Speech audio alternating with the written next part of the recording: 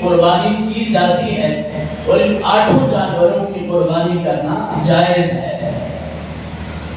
اب جانوروں کی نسل کا اعتبار کیا جائے گا۔ جو رب نے فرمایا کہ اونٹ قربان کرنا ہے، گائے قربان کرنی ہے، بھیڑ اور بکری قربان کرنی ہے، اب رب ذوالجلال نے اصل کو بیان فرما دیا۔ تو جب اونٹ کو بیان فرمایا تو اونٹ کی جتنی قسمیں ہیں وہ اس کے تحت داخل ہیں کہ جس بھی قسم کا اونٹ ہو اس کی قربانی کرنا جائز ہے۔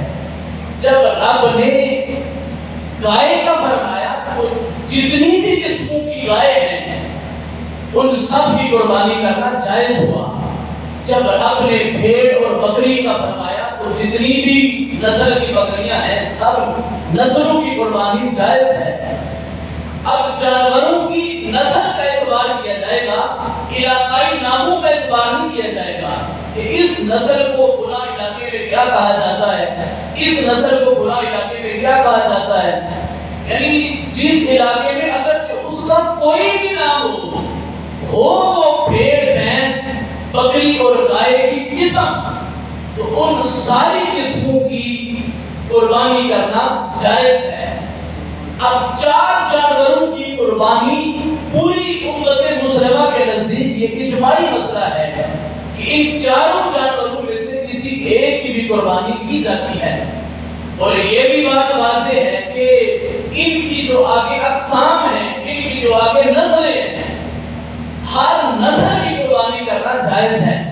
جس طرح بھیڑ کی نسل میں دمبا ہے، بظاہر دمبے کا لفظ قرآن و سنت میں موجود نہیں ہے، نہ قرآن میں موجود ہے نہ حدیث میں موجود ہے۔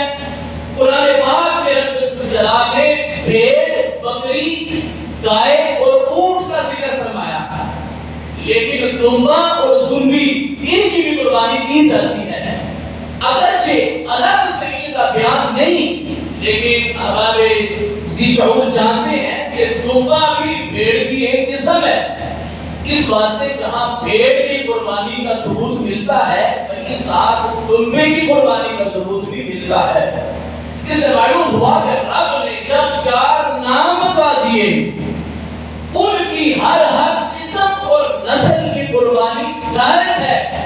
اب ہر کسی نسل کی یا ہر قسم کی اگر دلیل اور ثبوت ڈھونڈنا چاہیں تو انسان کے واسطے خود مشکلات پڑ جائیں گی، کیونکہ آپ تمام احباب نے وہ واقعہ سنا۔ بنی اسرائیل کو جب حضرت موسیٰ علیہ السلام کے ذریعے رب ذوالجلال نے حکم دیا کہ ایک گائے کی قربانی کرو، انہوں نے کہا کہ ہمیں بتائیے کہ وہ گائے کیسی ہے، اس کا رنگ کیسا ہے، وہ صورتحال اس کی کیسی ہے، چلتی پھرتی کیسی ہے۔ جیسے جیسے وہ سوال کرتے رہے ویسے ویسے کوئی اداد لگتی نہیں۔ رب نے فرمایا اس کا رنگ زرد ہو، وہ نہ زیادہ بوڑھی ہو نہ زیادہ وہ چھوٹی عمر کی ہو، درمیانی عمر کی ہو، ایسا رنگ ہو، اس پر کبھی کسی نے کھیتوں میں کام نہ کیا ہو، رب آگے سے کوئی اداد میں اضافہ کرتا گیا۔ امام طبری بیان کرتے ہیں وَلَوْ أَنَّ الْقَوْمَ حِينَ أُمِرُوا أَن يَذْبَحُوا بَقَرَةً، جب قوم کو حکم دیا تھا کہ گائے کو ذبح کرو، قوم اس پر عمل کرتی، اسْتَعْلَبُوا بَقَرَةً مِنَ الْبَقَرِ، گائے کی قسموں میں سے کوئی بھی قسم پکڑ کے اگر اس کو ذبح کر دیتی، فَذَبَحُوهَا، تو ان کی طرف سے رب کا حکم پورا ہو جاتا، لیکن انہوں نے اپنے واسطے مشکلات خود بنائی۔ وہ سوال کرتے کہ یہ چیز کیسے ہو، اس کا رنگ کیسا ہو، اس کی عمر کتنی ہو، اس کی صورتحال کیسی ہو۔ جیسے جیسے وہ سوال کرتے گئے ان کے واسطے ویسے ویسے مشکلات بنتی گئی۔ آخر میں جیسی رب نے گائے فرمائی ویسی ہی گائے ان کے واسطے قربان کرنا، یہ بات پکی ہوئی۔ مفسرین اکرام نے بیان کیا کہ جب رب نے فرما دیا کہ گائے کی قربانی کرو تو جس قسم کی بھی قربانی کرتے رب ذوالجلال اسے قبول فرما لیتا۔ یہی صورتحال ہے کہ بھینس جو آج ہمارا موضوع ہے، بھینس اور کٹے کی قربانی کے لحاظ سے ٹائم انتہائی مختصر ہے، میں کوشش کروں گا کہ کسی وقت میں اس کو مکمل کروں۔ بھینس باقاعدہ طور پر قسم ہے، میں انشاءاللہ اس کی تفصیل بیان کروں گا۔ باقاعدہ بھینس گائے کی ہی ایک قسم ہے، جس طرح دمبا یہ بھیڑ کی ایک قسم ہے، اسی طرح بھینس یہ گائے کی ایک قسم ہے۔ رب الجلال نے جہاں قرآن پاک میں 8 جانوروں کا بیان فرمایا، من الضأن اثنین ومن المعز اثنین ومن الإبل اثنین ومن البقر اثنین، بھیڑ کا بھی جوڑا، بکری کا بھی جوڑا، گائے کا بھی جوڑا اور اونٹ کا بھی جوڑا، اب اس کی ہر نسل کو رب الجلال نے بیان فرما دیا۔ اسی طرح اونٹوں کی نسل کے لحاظ سے رب الجلال نے اونٹوں کی نسل کے لحاظ سے ایک پختہ نسل کا جو اونٹ ہے اس کی قربانی کے بارے میں بھی بعض علاقے کے لوگوں نے اختلاف کیا کہ اس اونٹ کی قربانی جائز نہیں ہے۔ تو میں آج اپنی زبان کی بات نہیں کر رہا کہ بھینس گائے کی ایک نسل ہے، بلکہ میں اپنے اس بات کو ثابت کرنے کے لیے انشاءاللہ العزیز 1400 سال کے جو ائمہ لغت ہیں جنہوں نے عربی زبان کو مرتب کیا، عربی لغت کے جو ائمہ ہیں انہوں نے اس بات کی وضاحت کی، اپنی کتابوں میں اس چیز کو بیان کیا کہ بھینس باقاعدہ گائے کی ایک قسم ہے۔ جہاں گائے کی قربانی کے دلائل ملتی ہیں انہی دلائل سے بھینس اور کٹے کی قربانی کرنا بھی جائز ہے۔ رب فرماتا ہے ثمانیۃ ازواج، تو 8 قسم کے جانور ہیں۔ اب بھیڑ کا بھی جوڑا ہے، بکری کا بھی جوڑا ہے، گائے کا بھی جوڑا ہے، اونٹ کا بھی جوڑا ہے۔ اب اس کی ہر قسم اس میں داخل ہے، اونٹ کی بھی ہر قسم اس میں داخل ہے، گائے کی بھی ہر قسم اس میں داخل ہے، اسی طرح بکری کی بھی ہر قسم اس میں داخل ہے، بھیڑ کی بھی ہر قسم اس میں داخل ہے۔ آج ہمارا موضوع چونکہ بھینس کے متعلق ہے، میں نے جب بھینس کے بارے میں تفسیر دیکھنا شروع کی تو مجھے پتا چلا دوسری صدی کے بہت بڑے تابعی جلیل القدر تابعی، نعرہ تکبیر، اللہ اکبر، نعرہ رسالت، نعرہ تحقیق، نعرہ حیدری، نعرہ غوثیہ، راج نعرہ ختم نبوت، راج نعرہ ختم نبوت، راج نعرہ ختم نبوت۔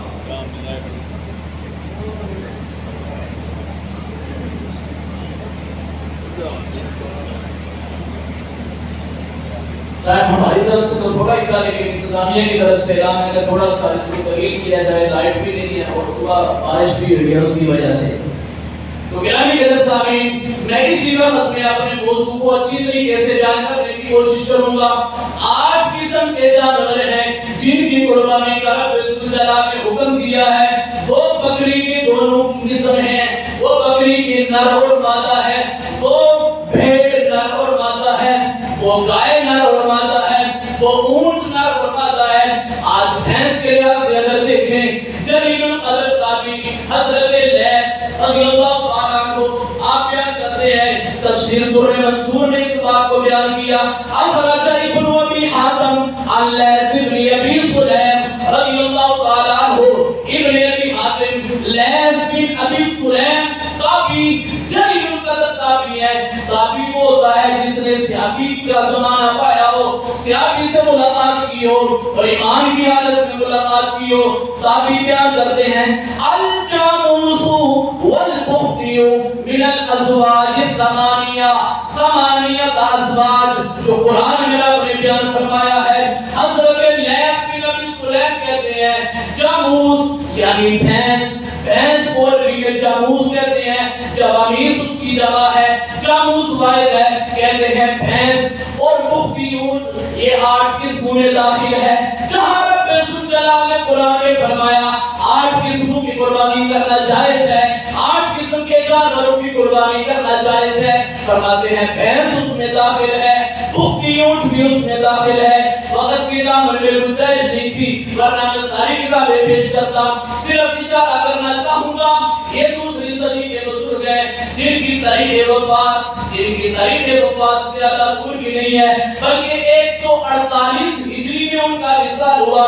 وہ کہتے ہیں کہ بھینس یہ 8 قسموں میں داخل ہے، یہ بھینس گائے کی ایک قسم ہے۔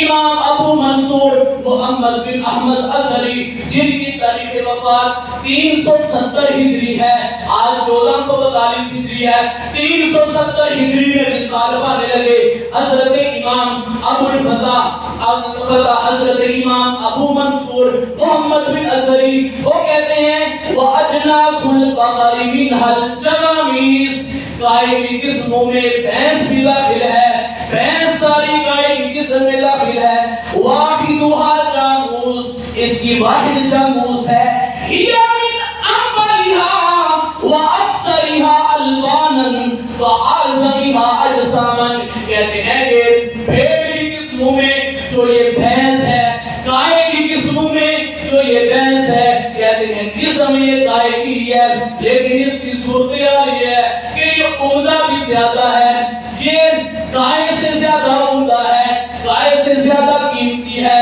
گائے سے زیادہ دودھ دیتی ہے، جسامت کے لحاظ سے بھی یہ گائے سے بڑی ہوتی ہے۔ بھینس کے بارے میں علامہ ابو الحسن علی بن اسماعیل جن کی تاریخ وفات 458 ہجری ہے، وہ فرماتے ہیں والجاموس نوع من البقر، بھینس گائے کی ایک قسم ہے۔ ابو الفتح ناصر بن عبد السعید معتزلی کہتے ہیں جن کی تاریخ وفات 610 ہجری ہے، 5ویں 6ٹھی 7ویں صدی کے بزرگ وہ بھی کہتے ہیں والجاموس نوع من البقر، بھینس گائے کی ایک قسم ہے۔ علامہ عبداللہ بن احمد جن کی تاریخ وفات 620 ہجری ہے، وہ بھی یہی کہتے ہیں والجاموس نوع من البقر، بھینس گائے کی ایک قسم ہے۔ علامہ ابو البرکات عبد السلام بن عبداللہ جن کی تاریخ وفات 652 ہجری ہے، وہ بھی یہی کہتے ہیں والجاموس نوع من البقر، بھینس گائے کی ایک قسم ہے۔ شارح مسلم شریف کی شرح جنہوں نے کی علامہ شرف الدین نووی جن کو دنیا امام نووی کے نام سے یاد کرتی ہے، وہ امام نووی جن کی تاریخ وصال 676 ہجری ہے، 7ویں صدی کے عظیم امام، وہ بھی یہ کہتے ہیں انواع البقر منها الجواميس وهي الانبر البقر، کہتے ہیں گائے کی قسموں میں بھینس بھی داخل ہے اور یہ اس کی بڑی عمدہ اور اعلیٰ ترین قسم ہے۔ علامہ ابو الفضل محمد بن مکرم افریقی جن کی تاریخ وصال 711 ہجری ہے، وہ بھی یہ کہتے ہیں والجاموس نوع من البقر، بھینس گائے کی ایک قسم ہے۔ علامہ ابو العباس احمد بن محمد بن علی جن کی تاریخ وصال 770 ہجری ہے، انہوں نے بھی یہ کہا والجاموس نوع من البقر۔ الغرض ائمہ دین کو دیکھیں، اگر لغت کے ائمہ کو دیکھیں، ہر دور کے لغت کے ائمہ کو اگر کتابیں ان کی کھنگال کر دیکھیں، ان سب کا یہی نظریہ ہے، ان سب کا یہی موقف ہے کہ جو بھینس ہے وہ گائے کی ایک قسم ہے، الگ سے کوئی اس کی صورتحال نہیں ہے، الگ سے کوئی اس کی دلیل نہیں ہے۔ جہاں پر گائے کے قربانی کا ثبوت ملتا ہے وہیں پر بھینس کی قربانی کا بھی ثبوت ملتا ہے۔ میں نے جب اس کی تفصیل آج کے دور کے لحاظ سے تلاش کرنا چاہیے، میں نے پتا کیا ایک بیوپاری سے میں نے بات کی جو گائے اور بھینس کا کاروبار کرتا تھا، دوسرے سے میں نے بات کی، تیسرے سے میں نے بات کی، میں نے کہا مجھے یہ بتاؤ ذرا کہ گائے کی کتنی قسمیں ہوتی ہیں؟ مجھے کہنے لگا گائے کی تو بہت سی قسمیں ہوتی ہیں، گائے دیسی نسل کی بھی ہوتی ہے، گائے کراس بھی ہوتی ہے، گائے سائیوال کی نسل بھی ہوتی ہے، گائے آسٹریلیا کی نسل بھی ہوتی ہے، گائے بڑیتی بھی ہوتی ہے، گائے جرسی بھی ہوتی ہے، گائے امریکن بھی ہوتی ہے۔ میں نے کہا ان میں فرق کیا ہے؟ کہنے لگا ان میں فرق کے لحاظ سے ہوتا ہے، جسامت کے لحاظ سے بھی ان میں فرق ہوتا ہے، کوئی گائے بڑے سائز کی ہوتی ہے، کوئی گائے چھوٹے سائز کی ہوتی ہے، کوئی گائے دودھ زیادہ دیتی ہے، کوئی نسل دودھ کم دیتی ہے، کوئی نسل پیلا دودھ دیتی ہے، کوئی نسل سفید دودھ دیتی ہے۔ میں نے کہا بات مجھے سمجھ آ گئی، گائے کی بہت سی قسمیں ہیں، ہر قسم کی علیحدہ سے تفصیل ہے۔ میں نے کہا مجھے یہ تو بتاؤ بھینس کی کتنی قسمیں ہیں؟ وہ آگے سے ہنسنے لگا، کہنے لگا بھینس کی تو ایک ہی قسم ہوتی ہے۔ میں نے دوسرے سے پوچھا مجھے یہ بتاؤ بھینس کی کتنی قسمیں ہیں؟ وہ بھی کہنے لگا بھینس کی بھی ایک ہی قسم ہے۔ میں نے تیسرے سے پوچھا تم مجھے بتاؤ بھینس کی کتنی قسمیں ہیں؟ وہ بھی کہنے لگا بھینس کی ایک ہی قسم ہوتی ہے۔ ایسا ہی بات ہے یا بھینس کی قسمیں زیادہ ہیں؟ ایسا ہی ہے نا، بھینس کی ایک ہی قسم ہے۔ میں نے کہا مسئلہ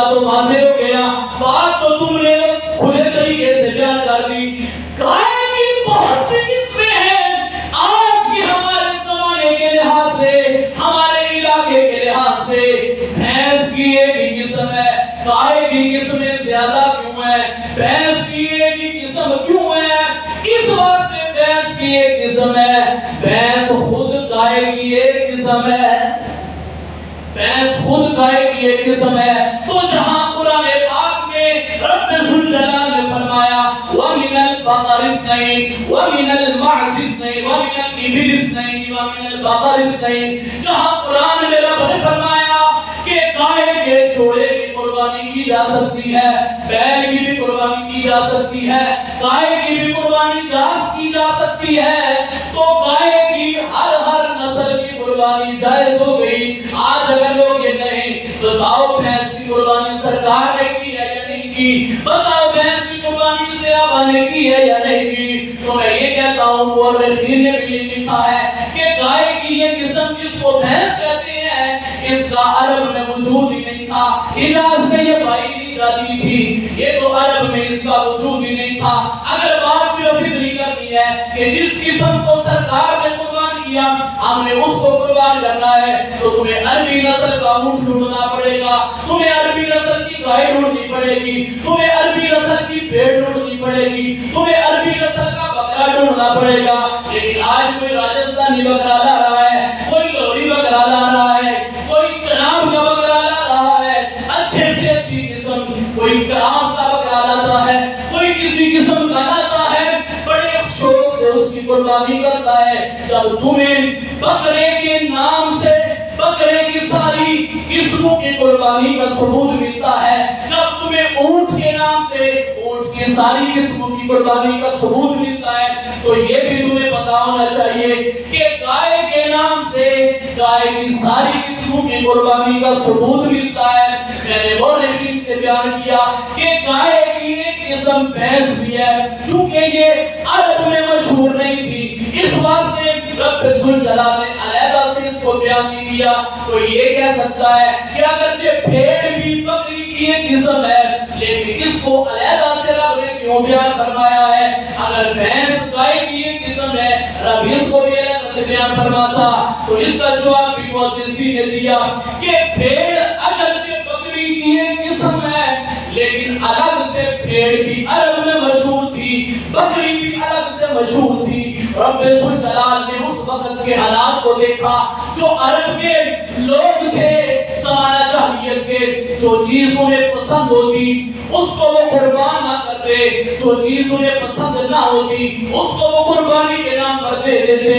اس واسطے رب ذوالجلال نے فرمایا من الضأن اثنین ومن المعز اثنین، آگے جا کر فرمایا ومن الابل اثنین ومن البقر اثنین، چار قسم کے جانور رب نے بیان فرمائے، اس کی ہر قسم کو اس میں شامل فرما دیا۔ گرامی سامعین، اس واسطے میں یہاں پر عرض کرنا چاہوں گا، آج کی صورتحال میں اگر ہم دیکھیں کہ کچھ زمانے سے قبل، کچھ زمانہ پہلے بھینس کی قربانی نہیں ہوتی تھی، کچھ زمانہ پہلے کٹے کی قربانی نہیں ہوتی تھی، تو مجھے یہ بتاؤ آج سے 10-15 سال پہلے برائڈر مرغی کا گوشت کون کھاتا تھا؟ یقیناً کوئی نہیں کھاتا ہوگا، آج سارے کھاتے ہیں، ہر قسم کی تقریب میں شامل ہوتا ہے، شادی میں بھی شامل ہوتا ہے، خوشی غمی میں شامل ہوتا ہے، اگر چیز کی طرف لوگ توجہ کبھی کرتے ہیں، دیکھتے بھی ہیں کہ یہ تیار کیسے ہوتا ہے، پھر بھی کھا لیتے ہیں۔ جب برائڈر کھا لیتے ہیں تو بھینس کے بارے میں مسئلہ کیا ہے؟ اور صرف آج کی بات نہیں، میں نے آپ کے سامنے ہر صدی کے ائمہ لغت کا بیان کیا جنہوں نے اس بات کو بیان کیا کہ بھینس گائے کی ایک قسم ہے، اس واسطے بھینس کی قربانی جائز ہے۔ لہذا پتہ چلا کہ آج 15ویں صدی کا کھڑا ہوا نظریہ نہیں ہے، بلکہ 1450 سال سے پڑا ہوا نظریہ ہے۔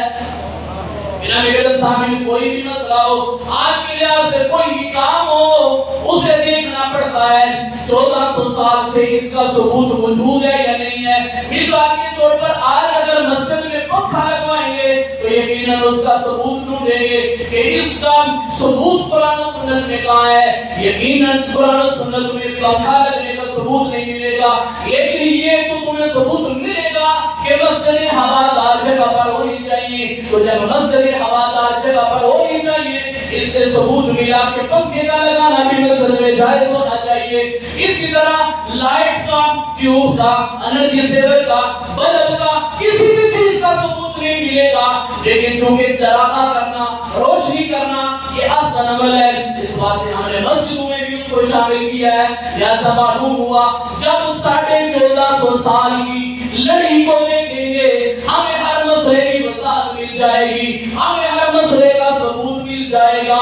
مثال کے طور پر کسی نے چھت پہ چڑھنا ہو، سیڑھی کا استعمال کرتا ہے، اس کے ہر سیڑھی پر ایک قدم رکھتا ہے، اس کے ہر حصے پر قدم رکھتا ہے، چڑھتے چڑھتے چھت پر چڑھ جاتا ہے. ویسے وہ چھت پہ نہیں چڑھ سکتا، چھت پہ چڑھنا اس کے واسطے مشکل ہے. سیڑھی کے بغیر چھت پہ کیسے چڑھا جائے؟ توجہ کرو تو میں اگلی بات کروں. نہ سیڑھی بنا کیسے پیا کی اٹھاری چڑھ جائے؟ سیڑھی کے بغیر چھت پہ نہیں چڑھا جا سکتا.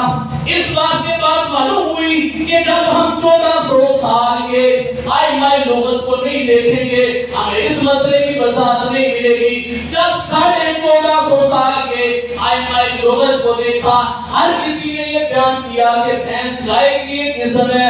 اس سے معلوم ہوا جہاں گائے کی قربانی کا حکم قرآن سے ملتا ہے وہاں بھینس کی قربانی کا حکم قرآن سے ملتا ہے.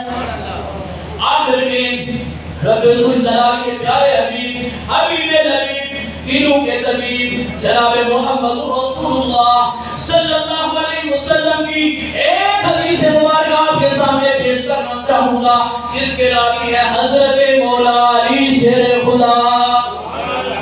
حضرت مولا علی شیر خدا یہ محدثین نے بیان کیا جب روایت میں شیر خدا کا نام آ جائے مسلمان کو چاہیے آنکھیں بند کرے، اسے تسلیم کر لے. مسند الفردوس میں صحیح حدیث پاک موجود ہے. حضرت مولا علی بیان کرتے ہیں قال رسول اللہ صلی اللہ علیہ وسلم الجاموس تجزئ عن سبعۃ فی الاضحیہ. سرکار نے جہاں فرمایا کہ بکری ایک کی طرف سے ہوگی، بکرا ایک کی طرف سے ہوگا، بھیڑ ایک کی طرف سے ہوگی، گائے 7 کی طرف سے ہوگی، اونٹ بھی 7 کی طرف سے ہوگا. وہیں پر سرکار مدینہ صلی اللہ علیہ وسلم فرماتے ہیں الجاموس تجزئ عن سبعۃ فی الاضحیہ. سرکار فرماتے ہیں بھینس میں بھی 7 مل کے قربان کرنا رب قبول فرما لے گا. پتہ چلا بھینس اور کٹے کی قربانی سرکار کی اپنی زبان سے اس کا ثبوت ملتا ہے.